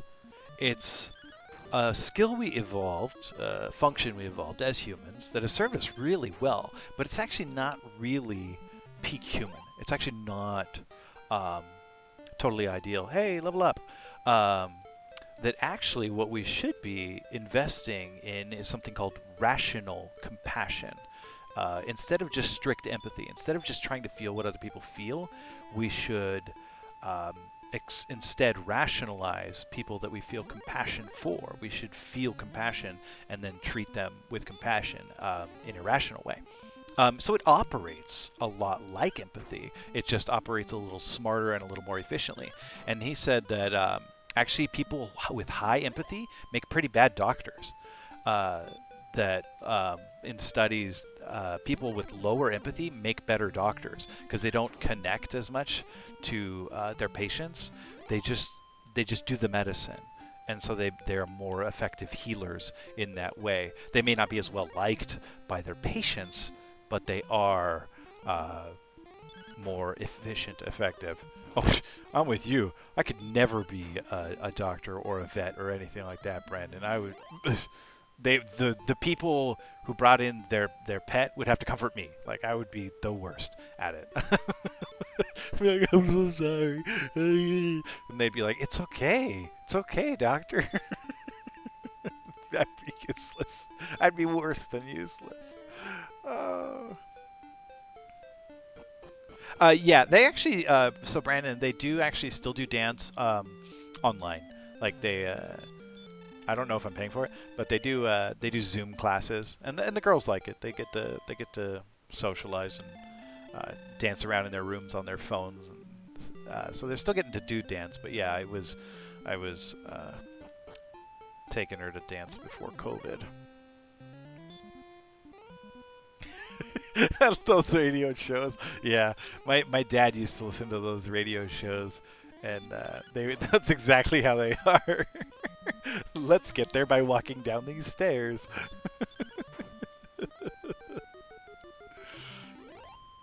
That's cool, Sam. That's fine. July is plenty of time. I'm excited. There's some games there that I'm really pumped to play again.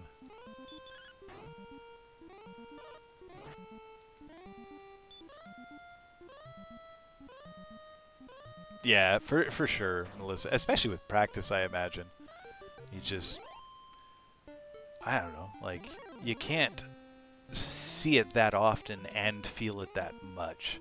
It's like how you get used to the news, or you get used to, I don't know what you get used to, but you get used to stuff, like, not callously, just as a matter of course.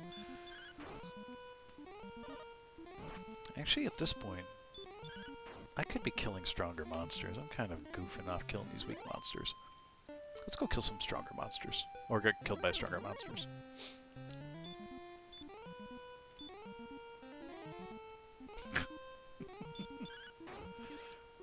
Oh yeah? Well, at least that's something. I mean, like, they were talking about, Nia was doing dog training classes before before COVID shut down the world, and they were talking about opening up some one-on-one classes, and I was like, well, sure, I'll bring her to a one-on class. Like, my schedule's wide open. Let me know. I'll bring her. But they never really got back to me. I can't wait for those dog training classes to start up again, though. Those dog training classes were great. Not just for like the dogs, but like having just having something for Nia to do that was like positive and constructive and something she loved. And I was like, kid, like honestly, you can make some money doing this if you learn to train dogs. Oh wow. Yeesh. That's heavy there, Melissa. I mean, I put a lot of them down too, but they're like skeletons and slimes and warlocks and stuff. Oh, here we go. A wolf lord. These ones are a little sleep resistant, kind of like the warlocks, but they're also kind of dopey because they cast stop spell like this, and it fails a lot, and so they just waste their turn if it doesn't work. This one's actually kind of unusually sleep resistant. So if it does hit me with stop spell, I'll run. There we go. How many hit points do these things have? These things have up to 38 hit points. Whoa, I hit it for 17. Well, that's pretty good. See, so like, even though it's like a scarier monster than the wolf, it wastes a lot of its turns casting stop spell. Oh yeah, one-on-one karate. Yeah, that's even better than regular karate. Are you kidding me? Like, I mean, I guess you missed the socialization, but instruction-wise, we're the monsters. All Psyduck yellow. It's called Golden Hanoi. You can Google the hex code for it.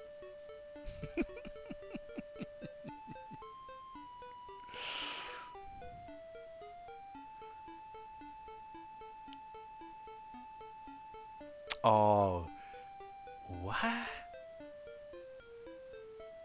Like, are you saying that they brought an animal into Staples to... Oh, okay. It's like, hmm? Like, they brought in a sack and they like pulled a paw out. Like, I don't like. Sorry, that was a little bit morbid, but like, my brain kind of ran away with what you were typing there, Brandon. Ooh, a gold man. Let's see. Okay, so these things drop quite a bit of money, but they also are almost immune to sleep and they slug hard. So I'm gonna run from this one, but I'll fight the next one. They're like slightly rare here too. Like I can encounter them, but not as much. I mostly will run into these wolf lords and wraiths, and then a few metal scorpions and a few goldmen. Mr. Goldman. The first time I fought one of these goldmen when I was like playing through this game kind of casually recently, just to beat it, I put it to sleep on the first try and critical hit it. Like, it made an excellent move and killed it in one hit, and I was like, oh, these things are chumps. And then I came to find out that they actually have a 15 out of 16 chance of resisting sleep, so that was just a super lucky shot on my part. And then the next one I fought crushed me.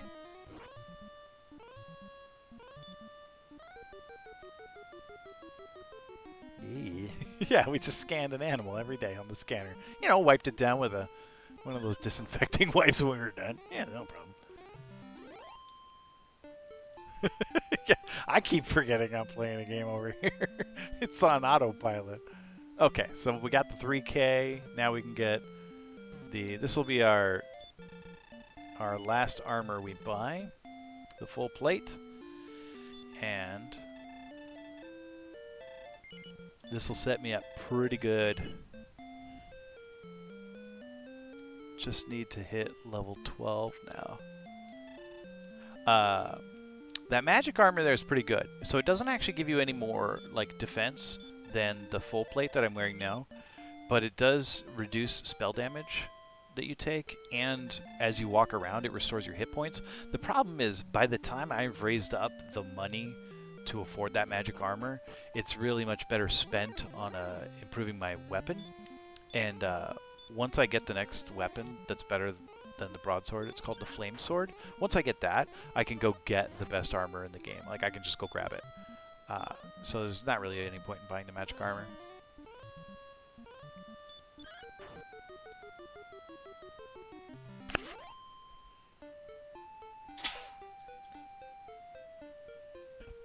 Oh, that is nice, Melissa. No, we have paw prints for Rosie and Lily. Like we have the clay one and the paper one, and they're priceless mementos. So like, and honestly, like the Rosie one was like a little more messed up than the Lily one, and so the Lily one was like nicer. We were like, oh, this one doesn't have those little like flips on it. So that's fantastic, Melissa.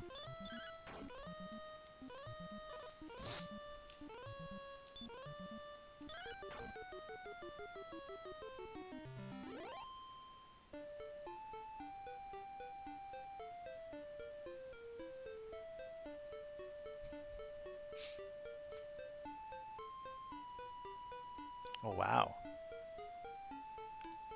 An urn? Really? Okay. Now we are after 4,000 experience to level 12. So, realistically, I'm actually going to be grinding here for much longer in total. But as soon as I hit level 12, I learn a great spell. These guys are pretty sleep resistant, but you can still get them. That lets you warp out of dungeons. Otherwise, normally you have to walk out of dungeons, and it's annoying. So once I learn that spell, I'll actually go and do a dungeon. I don't really need to do it right then, and it's kind of a waste of time to do it right then, but it just helps break up the monotony of the grind.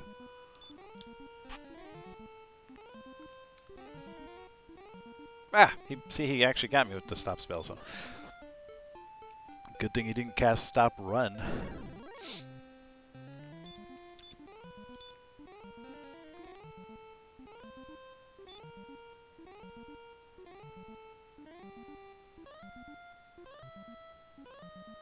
Oh, yeah, that makes a lot of sense.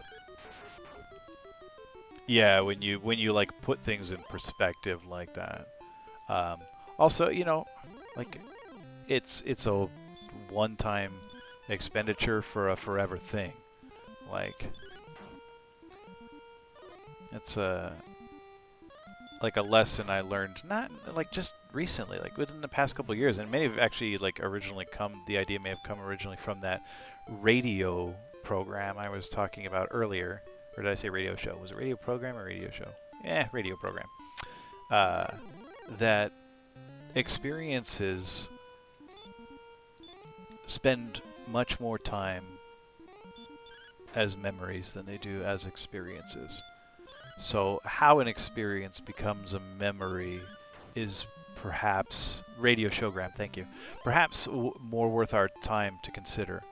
And they were using the example of planning a vacation. When you're planning a vacation, don't plan things that will be fun to do. Plan things that will be fun to remember, because you'll spend way more time remembering them than you will spend doing them. And I thought, like, that's, not a terrible idea. Because they do studies on people who go on, like, 1-week cruises and people who go on 2-week cruises.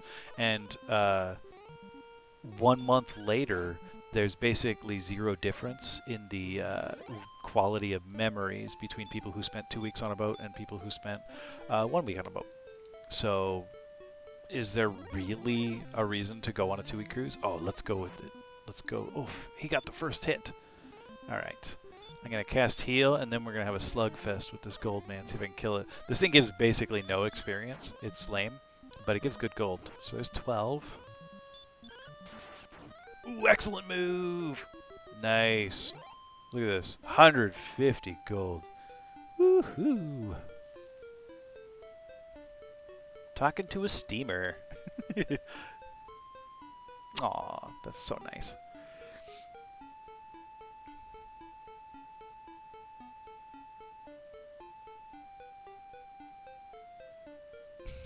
The real question is how to forget being on a cruise. Oh, I was supposed to go on a cruise next month here as part of a family reunion, and I told, you know, my dad was sending out these emails like the cruise is still happening, and I was like, we are not going on that cruise. Like, I'm sorry, that's not happening. The cruise is leaving out of King County. Like, forget it. No way. You're outside your mind. Then they did cancel the cruise. So, like, nobody's going on the cruise anymore, but they were still planning on going. I'm like, you are all just nuts. And I was like, well, to be fair, we're talking about a 70-something-year-old man who lives in southern Utah and watches, you know, cable news. Like, this is not a guy who's in touch with how COVID is impacting Seattle. But still, I'm not going on a cruise. So it just got like rescheduled for next year. So we're going on a cruise next year. It'll be my first cruise. It's one up to Alaska. I'm interested to go. I mean, I'll enjoy having a few drinks with Sarah. The girls will be so old that they'll spend all their time with their cousins. So Sarah and I can go do grown-up stuff. Like we want to go do a, you know, fjord cruise. Go cruise the Alaskan fjords and do all those like excursions and stuff. That'll be fun. Gosh, I can't say the word excursions anymore without thinking about Animal Crossing now. Alright, at this point I'm just going to go back to town, or back to the original castle and save. Because we are fast approaching 10 o'clock here.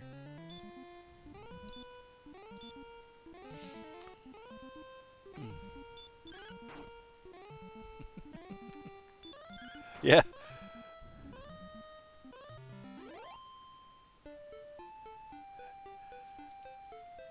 Visit a half-orc warlock? What did I say that was half-orc warlock? I said fjord.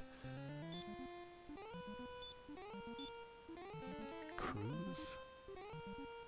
Oh, okay. Ugh, nerds! How did my chat get so nerdy?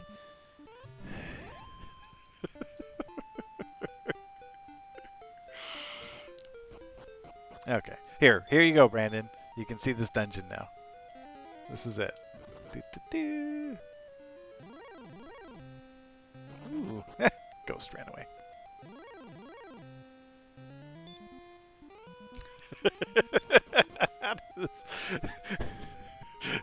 Come to watch this video game made in 1980. Goodness knows what. There, that dungeon was exciting. That was it!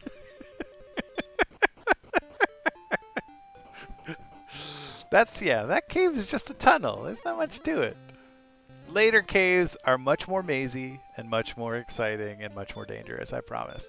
As soon as I hit level 12, which you know I'm not far from, definitely next stream, I'll go do the grave, Garen's grave. It's a there's that slimy. That town up in the northwest corner. We didn't really go in there very much last time. We killed some monsters outside of it, and I think we slept in the inn once. We didn't really spend much time there. There's a dungeon there that we're gonna go down into and get a harp out of. That's practically just a quest item. We're not gonna really use it for anything other than as a quest item.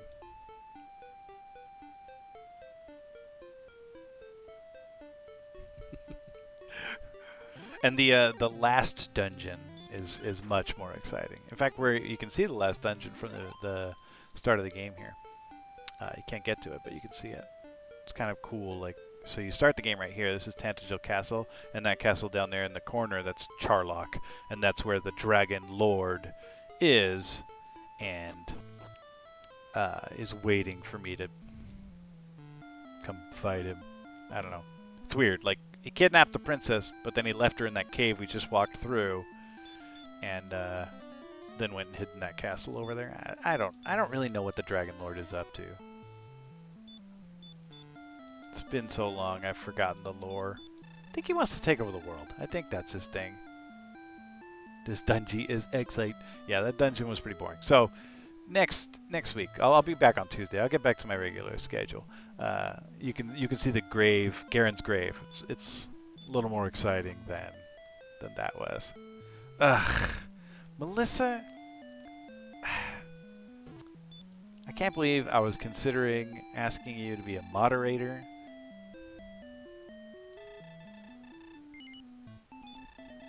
Trees? What trees? Who said there's trees? This is how you save the game, right here. Also, if you die, this is where you come back to, is this castle. Oh, and this is funny, too. You can actually tell this guy, like, I'll talk to this king and say, like, yes, I want to save. And then he'll say, do you want to keep playing? And you can say, no. And it'll be like, oh, okay. Rest then for a while. Please push reset. Hold it in. Then turn off the power. If you turn the power off first, the Imperial Scroll of Honor containing your deeds may be lost. Okay. I'm just going to boot this one. What? You guys all saw me click on Legend of Zelda, right? I just wanted the music from Zelda. That was weird. Oh, because I pushed the wrong button. That's what happened. Which one is that? Gardevoir? That's your favorite Pokemon? Yeah, Melissa, you are proving this nonsense that Robbie said to me once. I think he said that. I think actually he said he got it from Michelle. He's like, Michelle, you know, pointed out that there's enough people in the world that every Pokemon is someone's favorite Pokemon. I was like, there's no way that anybody's favorite Pokemon is Mr. Mime. Like, that's just not possible. Also, like, all these new Pokemon, who cares about them? But then little guy here, the 30-year-old, his favorite Pokemon is Litten. I'm like, Litten? What's a Litten? I don't even know what a Litten is. I don't know why everyone's favorite isn't this fella right here. Y'all are nuts.